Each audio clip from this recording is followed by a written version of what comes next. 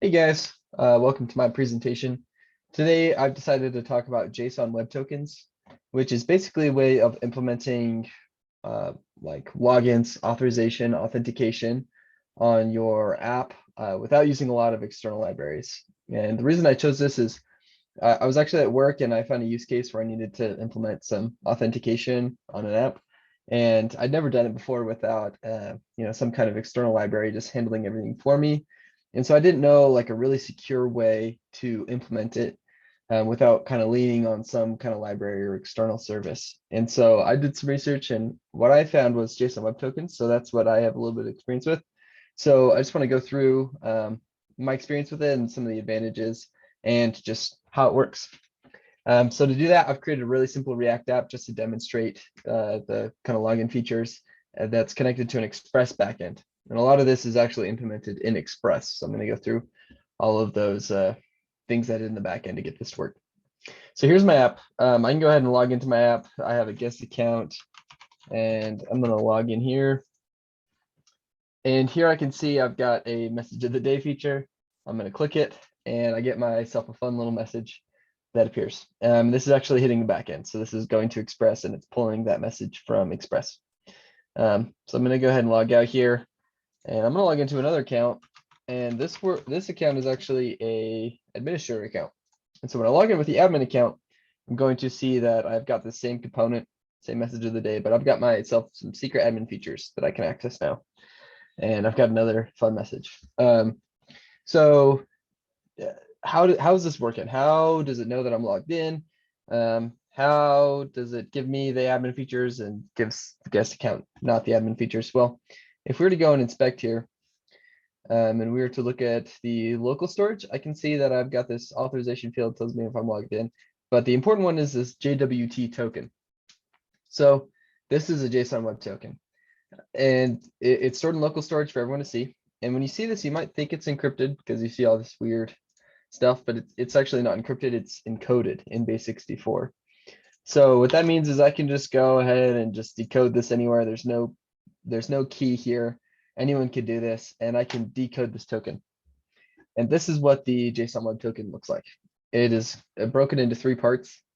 The first part just defines what kind of hashing algorithm is used. This one looks like it's SHA-256 or something like that.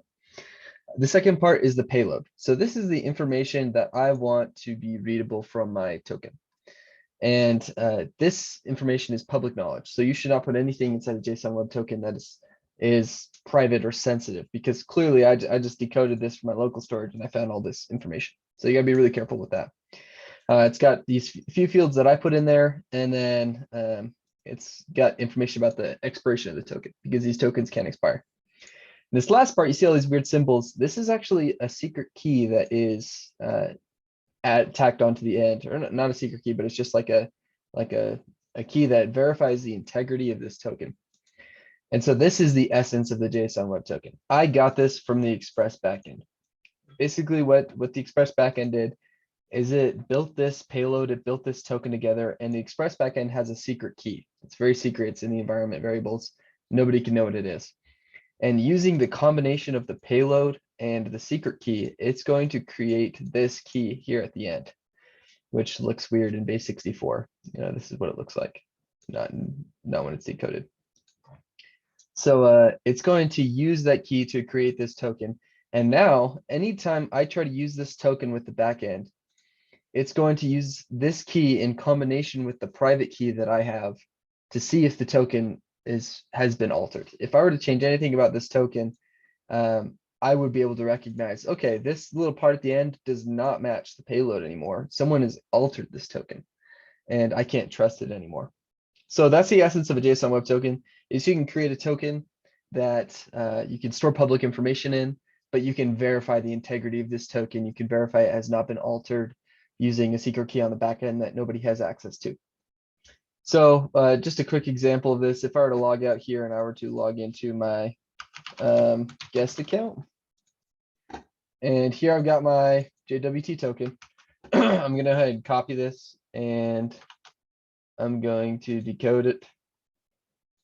And let's go ahead And let's say I want to switch my token. I want to turn this into an admin account. So I'm just going to switch this over to true, right? Because it's public knowledge, it's in my local storage.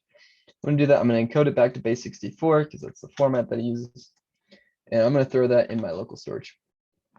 So now when I refresh my web page, if it wasn't checking for the integrity of the token, I would probably see like this little admin feature that pops up below. But when I refresh, it's going to immediately recognize, okay, no, you've messed with something, your login is invalidated. I'm not going to let you do that. And that's true for anywhere in the app. Anytime basically you try to do anything, it's going to check to see if your token is valid before it lets you do it. So how does this work? Well, let's take a look at the app. Here I've got just a workspace with my Express backend and then my React frontend. So it all starts in Express. And let's start with the login feature. So when a user tries to log in, they're going to send me their username and a password that they've entered. And I'm going to check this username and this password against my database. In my case, I did not implement a database just because it's a simple example, but here's like my plain text users, but normally you would check against the database. I did implement password hashing though, which you should always do if you're storing passwords. You should hash the password along with a salt, and you should probably store these in separate places. But again, this is just a dumb example. But here I'm not even storing the user's passwords. I'm storing their password hashes. And then inside my login feature, I'm going to check to see if that username exists. Otherwise, I'm going to send them back, hey, there's no user. Then I'm going to pull up the correct hash. I'm going to hash whatever password they sent me along with the salt for that user. And if they match, then I know, okay, this user has logged in with the correct credentials. Now here comes the part where I'm going to create my JSON Web Token. And here, so pretty much all this is cryptography, right? You're just basically hashing some stuff with some keys and then base64 encoding it. So it's nothing fancy. You could do it with like just straight JavaScript, but I'm using this JWT library just because it makes it a little easier. Here's JSON Web Token right here.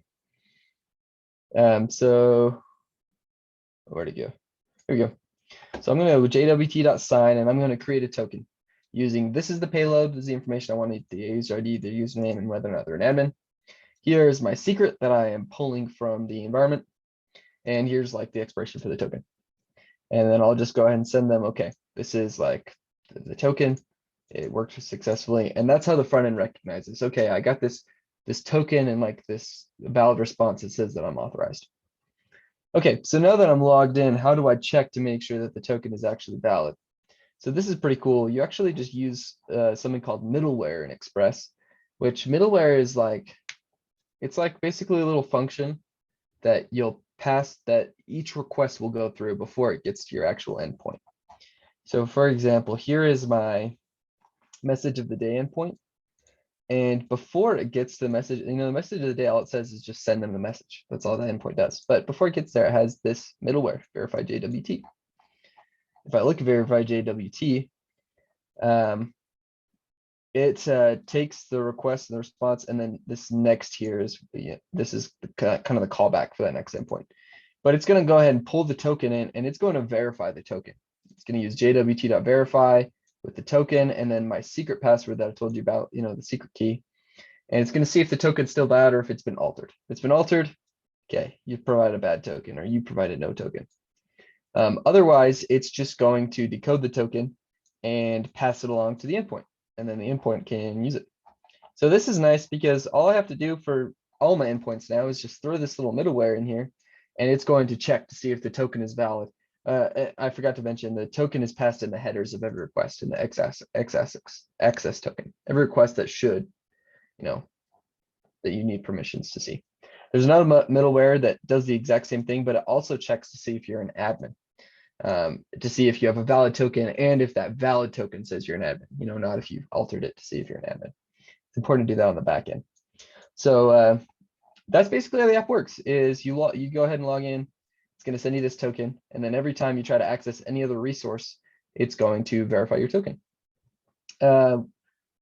That's basically the essence of JSON Web Tokens. I'll show you a little bit of the front end because you do deal a little bit with it there as well.